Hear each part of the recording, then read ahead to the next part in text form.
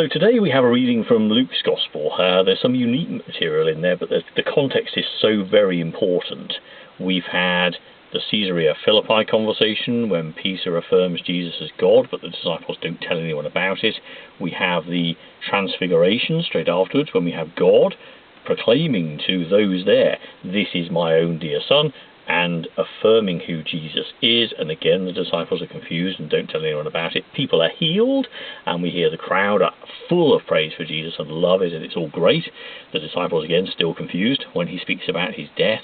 And so this constant contrast between those who were with Jesus and who heard his teaching and who didn't understand it and didn't grasp what it meant, versus the crowd who were there.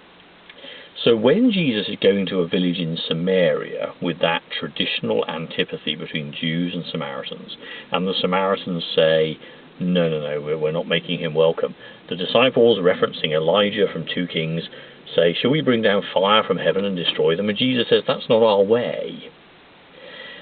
And this is the contrast, this is the conflict that goes on throughout the Gospel. This idea about belonging to a group with a defined identity, those who say they know the truth, versus God's way, which is to look at all people as brothers and sisters, all people as equals, to have no barriers, to have no prejudice, to be the sort of people who just step out in light and joy and love and show that to the world, to resist beyond all possible problems the attractive nature of saying, I know what I think. I belong to this organisation. I am formed. There's nothing that needs to change. God's love is wild and vibrant, and the world is a very changeable place full of people just like us who have all sorts of crazy and mad ideas.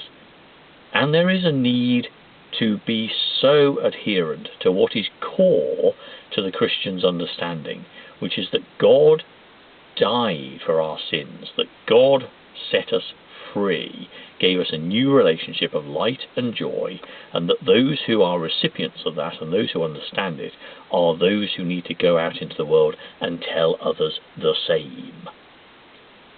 And this is not about adherence to a particular organisation or a particular set of chosen values. Love the Lord your God with all your heart, your mind, your soul and your strength, and love your neighbour as yourself. And I think Jesus would say, now in your context, in your place, with the people that God has entrusted to you, with the gifts and talents that God has entrusted to you, you go work that out. But just make sure that it's all hallmarked by love